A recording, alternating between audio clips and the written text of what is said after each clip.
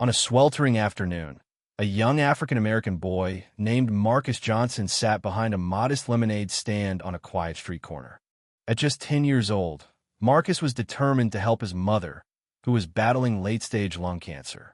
Medical bills were mounting, and their resources were dwindling. Passers-by barely acknowledged him. Some cast disapproving glances, making it clear he wasn't welcome. Despite the hostility, Marcus persevered, hoping to make a difference for his ailing mother. Suddenly, a loud crash shattered his resolve. His table was overturned, glass fragments scattered, and lemonade spilled across the pavement. Standing over him was Officer Richard Callahan, a tall Caucasian policeman with a disdainful sneer. "I told you to leave." Callahan's voice was icy. "This isn't a marketplace for filthy black kids like you." Marcus froze, eyes fixed on the chaos around him. Coins rolled away, and his voice quivered. "I just wanted to help my mom." The officer scoffed. "Then go beg somewhere else. Stop dirtying up the neighborhood." A commanding voice interrupted. "Stop right there." All heads turned as Mayor Thomas Whitmore approached, his suit immaculate, his expression unreadable. Callahan stiffened. "Sir, I was just cleaning up the street." This black kid was tarnishing the city's image. Cleaning up. The mayor's brows knitted together. He surveyed Marcus and the wrecked stand, his gaze hardening. "You call destroying a sick boy's lemonade stand cleaning up?" Silence enveloped the scene. Callahan's face paled. Moments later, the mayor ordered disciplinary action against him. Marcus watched in astonishment. He never imagined the city's most powerful man would defend him. This man seemed different from the others. After Mayor Whitmore's intervention, Marcus began to believe in the existence of kindness. That evening, he confided in the mayor about his family. His mother had worked tirelessly in a factory until she began coughing up blood and collapsed. The hospital diagnosed her with late-stage lung cancer. They had nothing, just Marcus and his mom. His father had passed away when he was little. Determined to help, Marcus started selling lemonade. The mayor listened intently, his expression softening. The next morning, a sleek black car arrived at Marcus's home, transporting him to St. Mary's Hospital, the city's finest. In the intensive care unit, Marcus saw his mother lying in a stark white bed, her breathing shallow, her face gaunt. Beside her stood an elderly doctor with silver hair and compassionate eyes. Mayor Whitmore placed a reassuring hand on Marcus's shoulder. "Your mother will be treated by Dr. William Carter. He's the best in the city. I've asked him to do everything he can." Tears streamed down Marcus's face. He grasped his mother's frail hand. "Mom, you're going to be okay. The mayor's helping us." His mother's weary eyes fluttered open. She looked at her son, then at the mayor, a faint smile gracing her lips. Mayor Whitmore took her hand, his voice firm. "You've worked hard your whole life to raise your son. Now it's our turn to help you." A warmth spread through Marcus's chest. He had never encountered someone so powerful who genuinely cared. As they stepped into the hallway, the mayor knelt to meet Marcus's eyes. "You're a brave boy," he said. "But from now on, you don't have to carry everything alone. Let the adults help." Marcus nodded, wiping his tears. A deep respect blossomed within him. "You're the best person I've ever met," he whispered. Whitmore chuckled, ruffling the boy's hair. "Just study hard. One day, you might work for me and help change this city for the better." Marcus's face lit up. From that day on, his life transformed. He received a scholarship to an elite private school. Every evening, he sat by his mother's bedside, sharing all the new things he had learned. But he never forgot his roots. Each night before bed, he reminded himself, "This is all thanks to Mayor Whitmore. I have to work hard so one day I can help people like Mom." On his desk sat a framed picture of Thomas Whitmore, the man he now saw as his greatest role model. Then, on a special day, Marcus decided to do something he thought would please the mayor. He quietly packed a basket of homemade cookies and took it to City Hall, a small token of gratitude. He never expected to overhear a horrifying secret. When he arrived, the mayor's office door was slightly ajar. Marcus stepped closer, about to enter, then froze. Inside, the mayor's deep voice rang out, "Get rid of that black woman." Marcus's breath caught. His eyes widened. Another voice responded.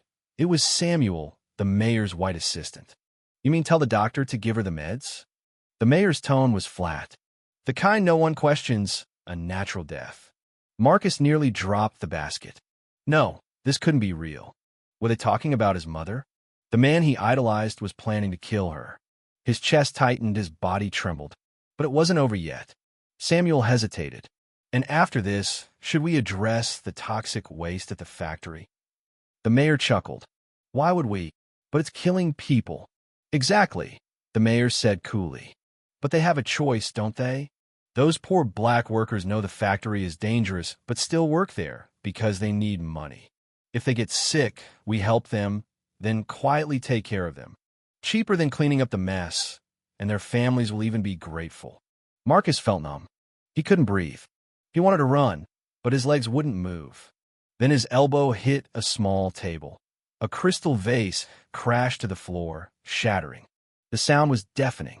Inside, the mayor went silent. "Who's there?" His voice was cold. Samuel stepped out, his sharp eyes scanning the hall and locking onto Marcus. Marcus stopped breathing. He was going to die. They were going to silence him. His lips trembled, but no words came out. From inside, the mayor's voice was low and firm. "Who is it?" Samuel stared at Marcus, then turned back toward the office. "Just a stray cat, sir. I'll take care of it and be right back." Marcus's heart pounded.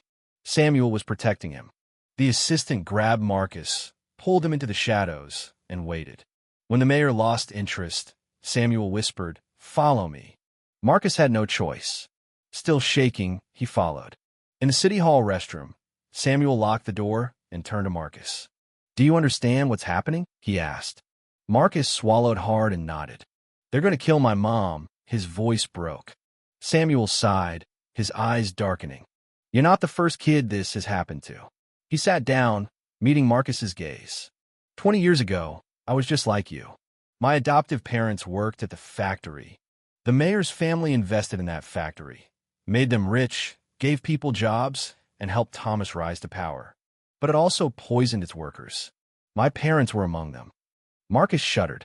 "He helped them?" "Yes," Samuel said bitterly. "Yes," Samuel said bitterly. "He helped them, put them in the hospital, promised treatment, just like with your mom. But he made sure they never walked out." The words settled over Marcus like a suffocating blanket. The air felt too thick, too heavy. "Then, why do you still work for him?" he whispered. Samuel's jaw tightened. He reached into his jacket and pulled out a small black voice recorder. "Because I needed proof," he said. "And now, I have it. I recorded everything you just heard. That was the final piece." Marcus's eyes widened. "You're going to expose him?"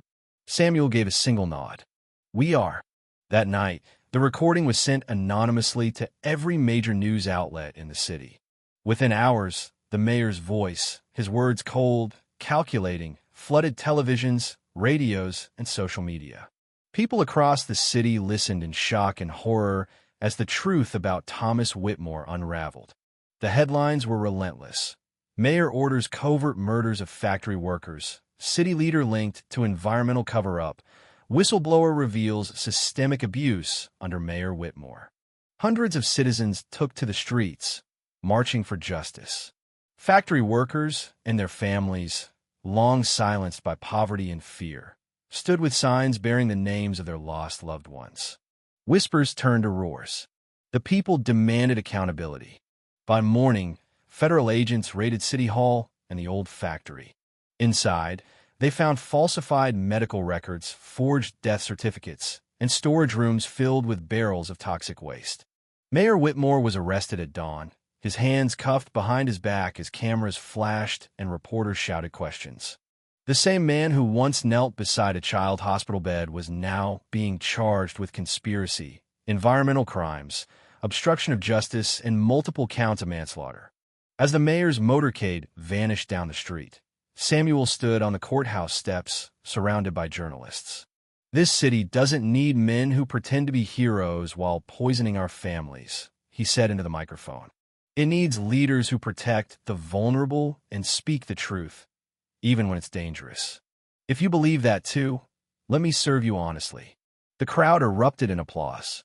Behind them, Marcus stood quietly, his heart pounding, not with fear, but with purpose. Samuel, the quiet assistant who once worked in the shadows, was now a public hero. And Marcus had helped bring a monster to justice. Over the next few weeks, Marcus's mother received real treatment from a new team of specialists, completely unaffiliated with the corrupt system. Donations poured in to support her recovery, and soon she began to improve. Samuel visited often. He checked in on her health, brought meals, and even helped Marcus with his schoolwork. One day, while sitting on the hospital bench, Samuel turned to the boy. "Do you know why I helped you?" Marcus shook his head. Samuel smiled softly. "Because when I saw you behind that lemonade stand, I saw myself, just a scared kid trying to hold the world together with two bare hands." Marcus's voice was quiet. "Do you think I could help people someday like you?" Samuel placed a firm hand on his shoulder. "No, I don't think you could. I know you will." Years passed. Marcus graduated at the top of his class, earning a scholarship to one of the best law schools in the country. He studied with a fire inside him, one lit by betrayal but fueled by justice. At every step, he remembered where he came from. He never forgot the lemonade stand, or the crash, or the cruel words from a uniformed man who thought no one would care. He never forgot the moment his hero became a villain. But more than anything, he never forgot Samuel, the man who chose to protect instead of stay silent. By the time Marcus stood before a judge, wearing the robes of a newly appointed federal prosecutor, his name was known across the country. He became a voice for those long ignored. Factory workers, single mothers, poor children, and anyone made to feel small in a city ruled by the powerful. He visited schools, prisons, and hospitals. He gave scholarships in his mother's name. He shook hands with the same people who once walked past him without a glance. And in the corner of his office, beside his degrees and awards, was an old photograph. A boy with curly hair, sitting behind a makeshift lemonade stand, smiling despite the odds. Above it hung a plaque. "Truth always surfaces. Justice begins with the brave." And on certain days, Marcus would return to that same corner, now renamed Justice Square, and hand out lemonade with children just like him. He never told them who he was.